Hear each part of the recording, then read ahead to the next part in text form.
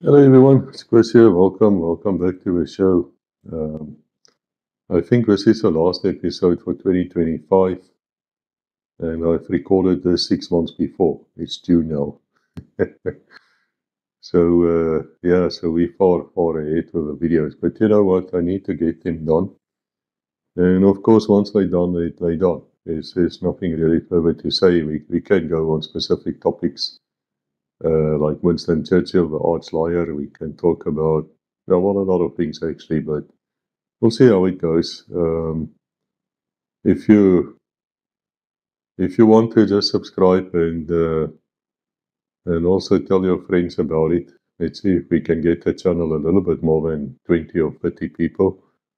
But I also have to say about this 51 subscribers we have, I want to thank you, is that quite often 3/4 of you actually do watch the videos. So percentage-wise, it's a lot more successful than our main channel at Legacy Conversations. We have, of course, thousands and thousands of subscribers, but very few of them actually, I think 10% of them would bother to watch a video. If that is true, which we don't know because we have to take the statistics which these wankers at YouTube, of course, give us, and most of the time they lie. I don't believe a word they do or don't do. But anyway, so it is, and not gonna worry about it. It's the way it is. Anyway, point is, if you want to subscribe and tell your mates about it, and I hope you enjoy it. Yeah, I hope you enjoy my ramblings here. I hope you enjoy what I'm talking about. Yes, there were some complaints. Apparently, I don't speak very clearly. That's true. I don't. Uh, Other people complained about my English accent. Well, it's actually a third language to me, so I always be grateful that I actually speak English, especially in public. And then there's people who want to know from me, why didn't I write more books in Afrikaans?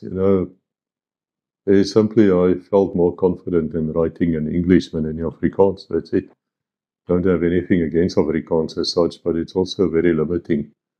And I see the books that as educating, it educates people about long lost history or something they perhaps don't know about. And the ignorance out in the world concerning South Africa and, our history and our heroic deeds and what's happening in sub-Saharan Africa is really pathetic. It's really pathetic. They know nothing. Um, and they have no intention of learning and they don't care and they rely upon people who knows even less. It's like I was once very sarcastic in one of the books, can't remember which one. But something happened in sub-Saharan Africa, which was my theater. And by the way, that is where most of the terrorist attacks, if you talk jihadi terrorism, if you talk about that, that's where most of the attacks are actually taking place as we speak. Simply because that's where they can grow. And it's not by chance. If you listen to what I had to say on the Muslim truce, perhaps I should make a video on that, then you will know. South Africa played a major role in establishing them there. Well, let me say again, that's what I say in the books. Can you prove it? No. If I could have proved it, I would have. But, sometimes you get a feeling that you look at all the signs and anyway, something happened. I think it's those, I think Green Berets, which got killed in Niger. And no US senator could even show on a map where Niger is. Didn't even know they were there. I do discuss it in one of the books because it is quite pathetic what happened there that day. The men basically broke and ran away and they couldn't escape and so all four of them were killed. I know quite a bit of what happened there because I was debriefed on it or briefed on it. Wasn't physically there, but I've seen the pictures and whatever. It's gruesome. It's really gruesome. But anyway, when they called in a Middle Eastern expert, van die Midde-Ooste af. I can't help being sarcastic. I mean, I know that annoys some people and other people love it. I don't particularly like being sarcastic. I think it's it's needed. If that's what's needed to wake up a second beast, that's the USA, from their arrogance and get them to understand they're not as great as they think they are. Then sarcasm might be a good way to do it, but you can't help it, you just can't help it when they sit there with their serious faces like they know anything and everything, and they absolutely know F all, and they bring in an expert from the Middle East to talk about Sub-Saharan Africa. I think it was the Clinton News Network, might even be Fox. No different, they're all the same. Part of the Hegelian dialectic. Remember what I said about the Hegelian dialectic in codename GSSP 40 and also in Oath of Evil. The war on Protestantism, all part of it. Major roles they play there. So you have to laugh at these people. You have to wonder what the hell is wrong with you people. Right? And then you also remember that history has a tendency to repeat. So if you know history and you know prior military operations or anything in life, then you know what not to do. Isn't that true?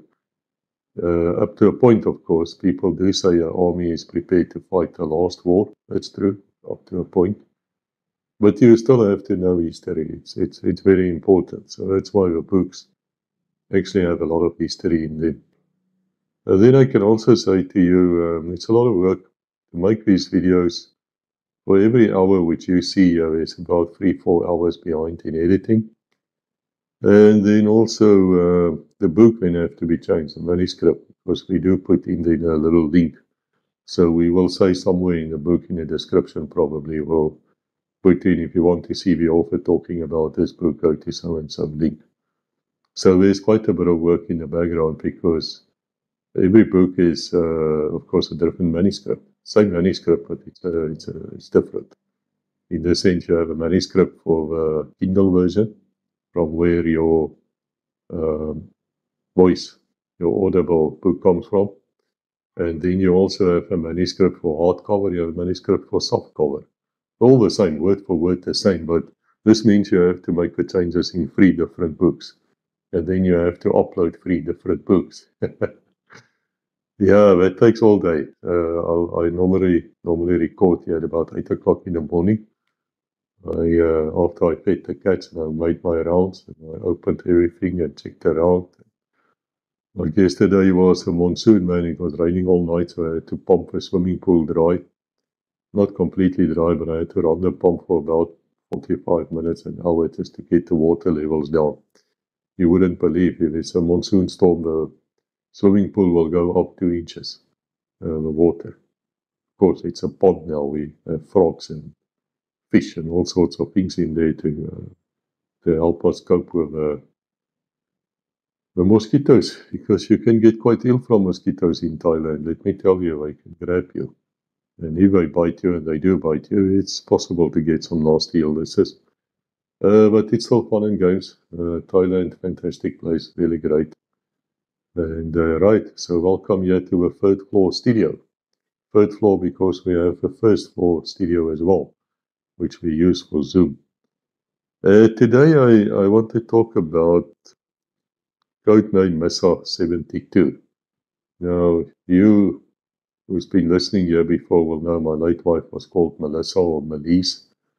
And she, of course, is honored in all my books. There's secret codes for her. And just so that no one frowns at me, I wrote those books before I met Rebecca, my wife. And since I met her, all the books has secret codes and things in for her now. It's just a way of honoring people. But Melissa played a major role in my life because I met her after I came out of the shadows, and it was she who turned me into a human being. It was she who made me,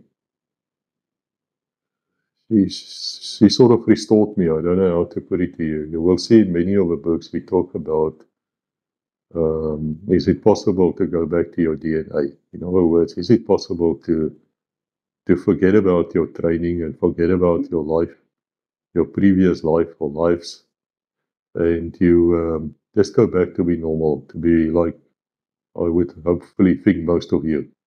where you grew up, you went to school, you went to university, or you studied somewhere, or you did something. You started working, you went to the military service, you came back, you had a family, now you're a grandfather. So congratulations, happy for you. And now you look back on your life, and I hope you're content. I hope you feel that it was worth it, and that you're grateful for God for giving you a chance. It wasn't always like that for me. I was at one stage of my life very angry that God actually allowed me to be born. I was never angry with my parents. I mean, it's not, they're not the type who would do an abortion or something like that. So, and I had good parents, and they had a good marriage, great marriage actually. So I was never angry with them, but I did ask God, I asked Lord, why did you leave me on this earth? Why do I even exist? There's a Bible passage verses which says that the dead knows nothing, and those who are not born is actually the luckiest of them all. Something like that, guys. I'm paraphrasing. And I always knew when I asked these questions that I'm now, talking nonsense, because you should not be angry with God about such crap. You should never be angry with God. If you think back about it, most of the nonsense in your life was caused by yourself. And I believe it's in one of the books, Mean Streets 2, in my talk, where I described to you how I was actually recruited to the shadows, because it started in the police, and then I refused. And then they came back about 10 years later, and I was recruited. And I had so much fun until I haven't had fun, but whatever, you think of all these things, and that's why the books are also written from the viewpoint of one of the characters, Foxtrot, who's based upon a real person, where he looks back on his life with his wife now, Angelique, who Angelique actually is also based upon a person, a real person. Yes, both of them, all of them actually, all of them. And when they first met, Angelique and Foxtrot didn't really hit it off. I mean, they did like each other very much, but she was married happily, and he was not married, but he was a bachelor type of guy, And then he got married to one of Angelique's friends, a woman called Marwa, who died. Marwa is based upon my late wife. I had two, actually. That's why I asked the Lord, well, why? But my only advice to you is, if you lost a loved one or your wife, let it go. Let it go. Don't live in the past. You get some people, they would keep their wives' things they covered, or husbands covered, exactly like it used to be. Yeah, I understand that. I did it too, but at some stage you have to let go. You have to move forward. For me, writing these books was a huge step to do that, because I could share things, I could joke around, I could do a lot of things in the background, which you wouldn't know. That is really secret codes. But anyway, enough about that. Needless to say that Angelique and Foxer then find each other, and they fall in love, and it's very complex, because she is the commanding officer, and most of you would have served in the military, or you would be close around. So you would know that there is no way, except in the US military, let's roll our eyes. Petraeus, what's that general's name? Petraeus or something, the one who came up with a search idea, got a PhD as well. But he of course was caught when he was CIA director or something with one of his officers. Yeah, Eisenhower, Patton. I can name all of them. Can't keep their little thing in their pants. You just can't.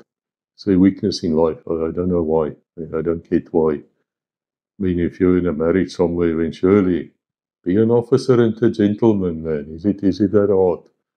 Yeah. Actually, I must tell you, in my time in the police, I've seen officers really act like gentlemen at all. They do get drunk, they do get pissed, they do make nonsense, but you expect a lot. You expect from a senior officer, you actually expect a lot. which I fail to see in Western commanders at all. At all. But whatever. Point I'm trying to make is here that since she was married to Angelique now, and there was nothing romantic between them whatsoever until her husband died and things just started going. And of course, it's not easy. It says in the books that those 2 years after their spouses died was very hard on these two, and it was. So anyway, they got busy. They started going on missions, and they would work together all the time. And this is one of them. And Kate Massa 72 is really important from a historical viewpoint because it has to do with Mozambique. And it has to do with Renamo. Now, many of you will know Renamo, and those of you who don't, that is still in existence, but also it started the Rhodesian War. Rhodesians, during the Rhodesian War, started the anti-communist movement in Mozambique, when I think 1974 turned socialist communist when the Portuguese ran away, and they basically handed the country over to Marxists and became a communist regime. It's still socialist. If you want to buy there, and I speak under correction now, I haven't practiced law in many years, but in my time, if you wanted to buy property there, you couldn't actually. You had sort of a rent going where you could rent a property for 50 years or something, and then you just pay a tax on the improvements. And of course, people abuse that totally, but that's how you would have done it. But immediately when that happened, when the place became communist, the old border with Rhodesia was open. Now, that is one of Rhodesia's problems. They had immensely long borders, extremely small population who could fight, and they just couldn't control their borders because they were surrounded by their enemies, which basically came from all sides. And Mozambique was a hot spot for that. So South African Special Forces then got involved immediately. Well, not immediately, but yeah, from about 1978, I think I can't remember the name, but we have several people speaking on legacy about it. I think of RSM James Taitge, I speak of SV Fourie. Others, they all telling their stories of what happened there in the operations of South African Special Forces. Disguised as Rhodesian Special Air Service, D Squadron, Delta Squadron. That's how they were fighting there inside Mozambique, totally secret, of course, nobody knew about it. And they were fighting patrols, and they were causing havoc amongst the Mozambican and all their advisors. The Russians were there, of course. Definitely the Russian Navy was stationed there. At Lorenzo Marx or Maputo, Beira, they were all of them were there, it's amazing. But Renamo then went on very strong, and Renamo actually did very well, and they started taking over parts of the country. And that fight with Renamo went on till the 1990s when it stopped, and they became a political organization. But even Maputo will tell you, the government of Mozambique don't really have control of what happens where Renamo provinces of a country. They sort of belong to them own, but not a bad law. Desperately poor country, Mozambique, but a fantastic place. I mean, really, they've had very bad publicity now the last few years with jihadi insurrection taking place. People were beheaded. All sorts of things happened there. I warned about it. In fact, I'm not going to explain the rise of the mosques. You'll have to go and look at certain books. I'll put a link in here for it where I talk about the rise of the mosques. I believe it's codenamed Wednesday 7, where we first picked them up in Mozambique, and we wondered what was going on because it's a Catholic country. Nominally, it's a Catholic country. Suddenly, you had a Muslim revival. Not really. It was just the jihadis fleeing from the Middle East and other parts of the world. And they started establishing themselves, and then came the second wave, who was the real, the big Hamas. And these Hamas then arrived, and then the next moment, suddenly you have huge insurrections, you have mass murder, all sorts of things started happening across Africa. Yeah. And then, of course, the US military, let's roll our eyes, shame. They then got involved, and the result was an explosion of terrorism. Yeah, it's amazing. Wherever these people go, they just fuck up. There's nothing else they can do. It's all they do. All they do. Just yesterday, they bombed Iran, the so-called nuclear facilities. In the first place, it's against the law to do that. Yeah. You're not supposed to bomb a hospital, Israel. You're not supposed to bomb a hospital. Really not. Churches, yeah, no, really not. Mosques, no. Dams, no. What about the nuclear facility? Yeah, no, you don't do that. Why? Why, you idiot? Because if there's a nuclear spillage, what you gonna do then? When you look at the actual evidence of a most brilliant raid done by the greatest military the earth has ever seen, Donald Trump, XF, please. Didn't really do much damage, did you? No. The chances, of course, now are that Iran is going to respond. And the chances are excellent, of course. They're going to realize now they actually do need a nuclear weapon, because that's the only way you can keep these idiots in Washington away from you. I mean, the second beast is going to act like the second beast. The Bible says so. The entire world, the whole world, entire world will wander after them. Yeah, they will cause so much trouble. It will be a time of trouble you've never seen. So, well, it would help you more, but I don't think we Iranians are going to have faith in Jesus Christ. Really not. And I respect that too. I'm not an Iranian fanboy. If you read Codename Angel, you will know why. But it is irksome when you see a once respected country like the US turning into a second beast, and then, start acting like a second beast. Even if it's a prophecy, that's fine. But it is sad. It's really sad to witness. But anyway, it happened many months ago. I don't know what's going to happen till now. When you see it doesn't matter. It's not my concern, not my circus, not yours either, I hope. So let's get back to Missa 72. So the South Africans were fighting there as the Rhodesian SAS. Then, of course, that baboon, Robert Mugabe, won the election.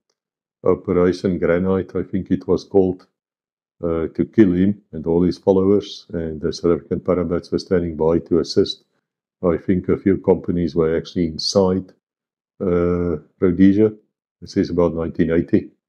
If you listen to General McGill Alexander, Dr. Alexander, with PhD, if you listen to him talking on fighting men of Rhodesia, I might put it on Legacy, I should actually, you will hear then that they were there, they were standing by. And they were dressed in camo as well. They were a large part of them were waiting at Messina as well, right on the border. Because I believe the Rhodesians would have gone in and killed Mugabe and everybody else. It would not have worked. It might have worked tactically, but strategically it was over in Rhodesia for at least 2-3 years before this. Just my opinion, don't shoot me. But then, of course, once Rhodesia became Zimbabwe, what happened to Renamo? Now that is where Codename Missa 72 comes in. Renamo did not disappear or stop fighting when Rhodesia became Zimbabwe. All what happened is the South Africans took over. Now, once again, if you listen to S.V. Fourie, he will tell you that he was there in Mozambique late in the 80s, and they're doing an airdrop and assisting Renamo. It's in one of his talks. Now, of course, Missa 72 was written long before Legacy came into being.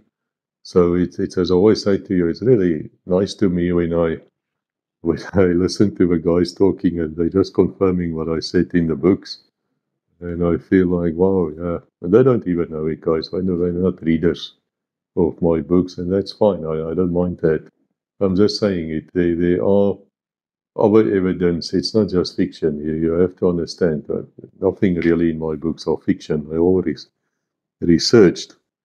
But in the book, anyway, around about 1987, Foxtrot and Geelslong then is seconded to Army Special Forces. And so they operating there in, I think, Manica province of Mozambique. They are training and they are commanding actually Renamo forces. And then they are there's a base attack upon them. They shoot down a Red helicopter because there was something like 200 clashes, which we know about, between Renamo and the Zimbabwean army. The Zimbabweans actually carried on with their cross-border raids like they did during the Rhodesian times. It didn't stop. We didn't know about it because we didn't care. For us was okay, right? Let's just, fortify this border with Zimbabwe, and we have a nice, jolly little war going in Angola until about 1984, 85, when it became very, very serious, and it wasn't a little jolly war anymore. Probably never was. And so also South Africa started exploding within, and we had our hands full. We were fighting all the way and succeeding. I also say that we won the military side easily, lost on that, but sadly from the political viewpoint, we could never win because the system we were supporting just couldn't. It just couldn't. It was flawed inherently. It was just flawed very badly. So indeed. So anyway, Foxtrot and Hillsong is when they in Manica province. They shoot down Alouette, and they got to Alouette to burn it further, see what information they can get from it, intelligence. They find a colonel there, Mark Sitole. Now, General Sitole, because he became a general later, actually exists, or he existed. I've heard he might be dead. I last saw him in Switzerland, and he was very old then with his wife. But what a fantastic man. He started in the Rhodesian army. He became a Seleucid scout, and then he moved on, became an intelligence head. But at this stage, he was still part of his staff. He wasn't commanding that attack. But he was there, and he was wounded. And now, of course, he's not stupid. He's a guy who did the Seleucid scouts. So he knows that Foxtrot and Hillsong, Peter and the Bele is definitely South Africans. And of course, I would give a left not to catch any South African in that special forces in that circumstances, so for obvious reasons. So Foxtrot has to decide whether he's going to execute this guy or not. Now, look, guys, there's no orders out on special forces ever to do that type of thing. And if you've looked at the attack at that enemy base at Iheke, if you look at those videos, go look at it if you haven't done it, you will know that just when they formed up the skirmish line and they were about to attack, a Piccaninny, a little black boy, walked into the special forces men as they were getting ready to attack. And I can tell you there are many special forces units in the world who would have executed that little boy right there. But they didn't. They just grabbed him, held him, and when the attacker went in, they told him to run away, which he did. He ran. So Foxtrot also had to make this decision, and he, for some reason, decided not to execute this guy, not to kill him. And then, of course, they betrayed. But they became sort of friends with the colonel. There's something of respect between warriors, between them, especially with Peter Ndebele, who was a Zulu man. And sadly, the colonel is a Shona. Now, those of you who know the Rhodesian history, it's very sad. Rhodesia itself was not sad, but Zimbabwe history then. You know that there was a Matabele genocide. If you don't know about it, please read Missile 72 and other books where I talk about it, as well as Codename Mel's Choice. Because while that was going on, the genocide, the Shona genocide on the Matabele, South African Special Forces were actually there. They were moving right through the country in the Matabele land, and they were witnessing it. And they brought out all the evidence, but our nationalist government decided that, blacks wants to kill blacks, who cares? It's okay. That's actually a good thing. It's a problem when we start seeing skin color and we don't see human beings. After all, everyone's created to the image of God. Yes. Which makes Satan, of course, not able to look like a goat. You have all these characters of a fellow, of Lucifer. But it cannot be. If he's a created angel at one stage of his life, which he was, a choir leader, uh, he must look something like human. He has to look something like us because we created in the image of God. So he must have been too. So the angels would have been created the same way, I think. So he cannot look like a way which Hollywood is betraying him in. So when he comes back just before the second coming, and it will be granted power to do miracles and things which he caused in the first place. I mean, if you get people possessed by devils and you got a devil to chase them out, then yeah, I mean, it looks like a miracle to you, doesn't it? Yeah, he'll probably be soft-spoken, quite good-looking, handsome, all that type of thing we know from the Bible. Fascinating, the Bible. I really love reading that book. But anyway, so something was established between these men, and they don't see each other at all for many years. And in the meantime, Foxtrot and Hillsong leave Special Forces, they became what is known as egg breakers. You know what is egg breakers, what's assassins, all the different units which I mention in these books. You have to read Codename Crocodile, where I reveal quite a bit more. Do they exist? Yeah, of course they exist. I was there. And some of these egg breakers were on Legacy as well. Of course, they wouldn't stand up and say, hello, I'm egg breaker number 75 or whatever. They'll never say that. But if you read between the lines and you have read the GMJ books, you would definitely be able to recognize them. Not all of them, but you will find out. You will find out. Go and research about codename Project Ivory. Go and find out what that is. You'll be surprised because it's still in existence. Yeah. Fascinating how the books and the Legacy channel work together. And once again, I say to you, the books were written long before Legacy came to the scene. So it's fascinating. But anyway, years later, this Mark Sitole is now a lieutenant general or some kind of a general anyway. Senior officer, intelligence officer. He wants to defect. He's actually an MI6 source. And he wants to defect. MI6 asked Angelique Dawson, the local spy master, if she can assist to get him out. It's arranged that they will smuggle him out through Lake Kariba. And the problem is his wife is being held in Zimbabwe itself. But she can make her way to a place called the Kaitia tea plantation, which is there on the border with Mozambique.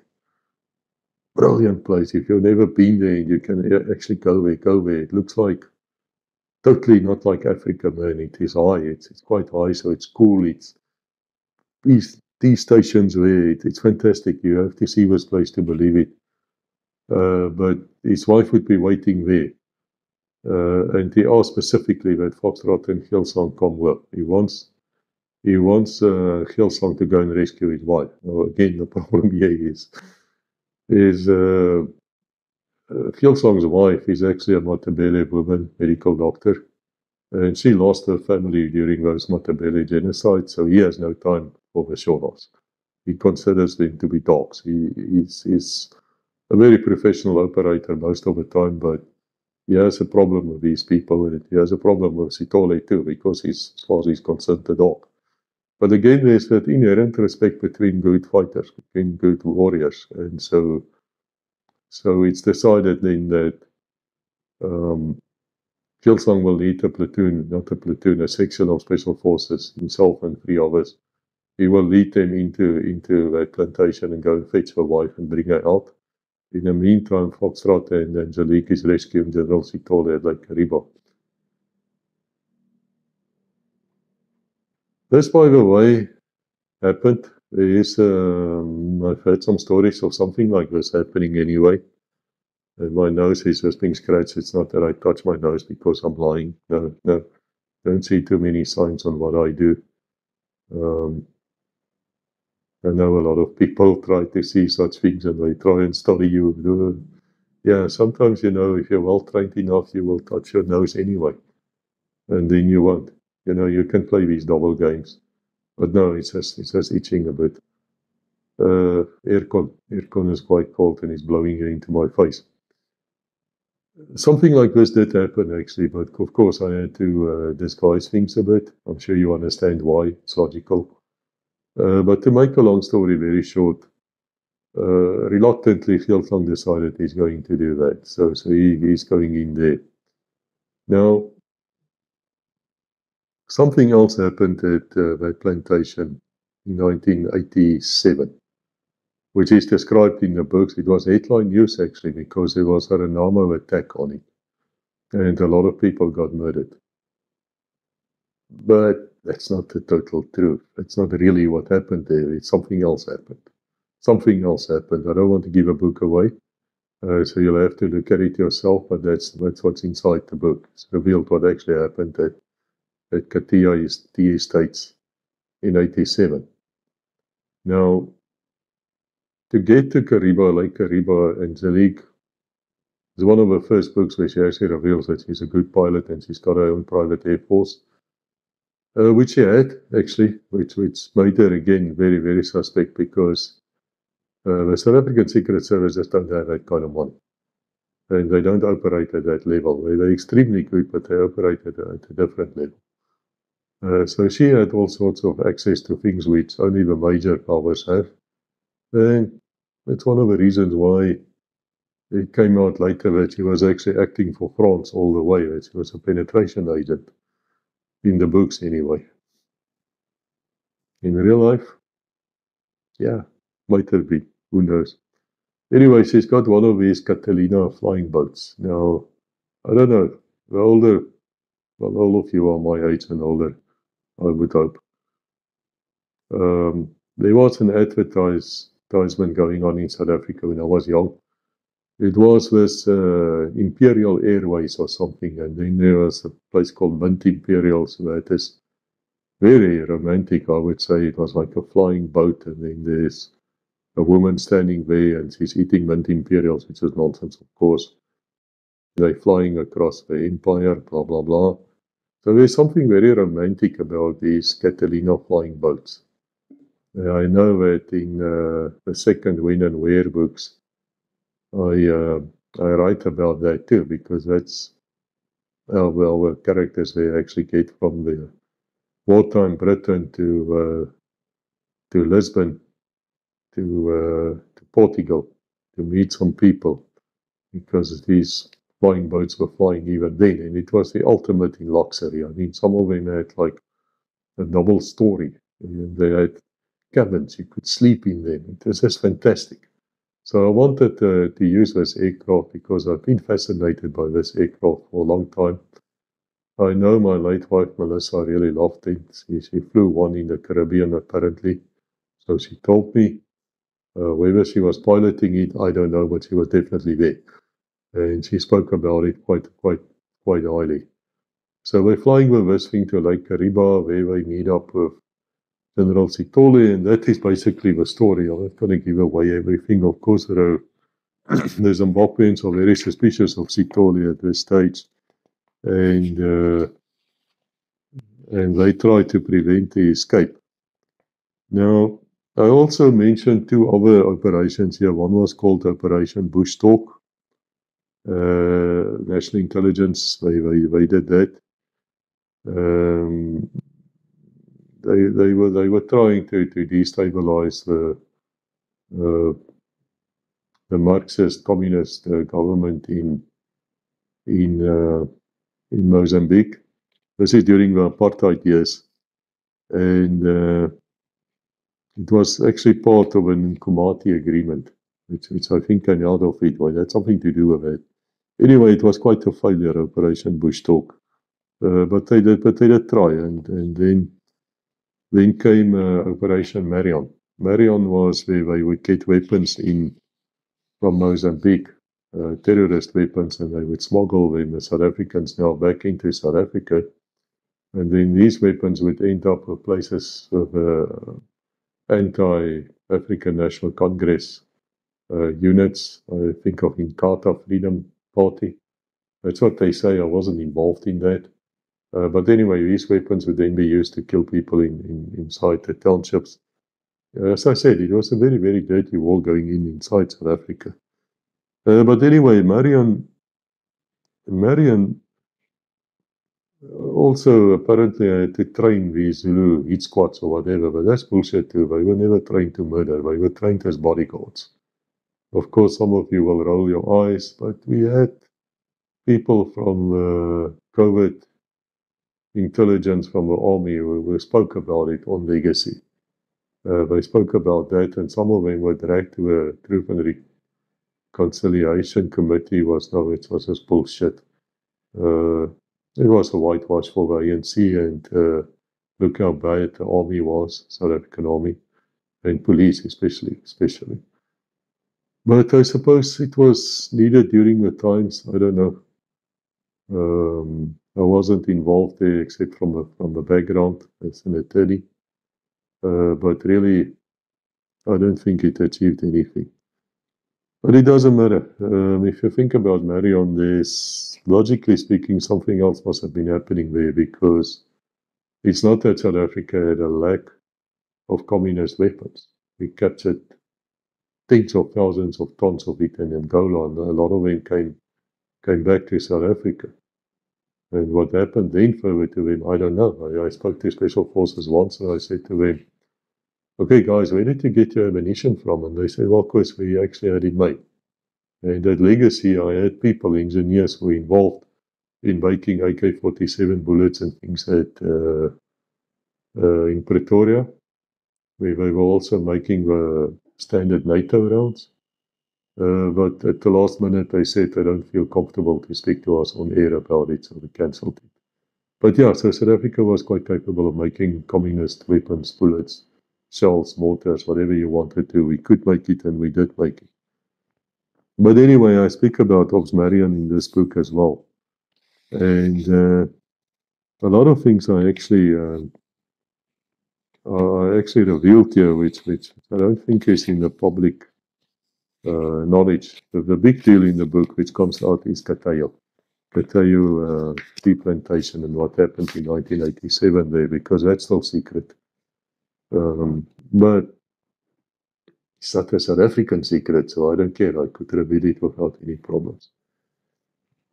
And that's codename Missa 72. Obviously, the book refers to Melissa, the code name. She was born in 1972 on the 14th of November, which is a birthday, of course. That is why the character Angelique Dawson also have a birthday on the 14th of November.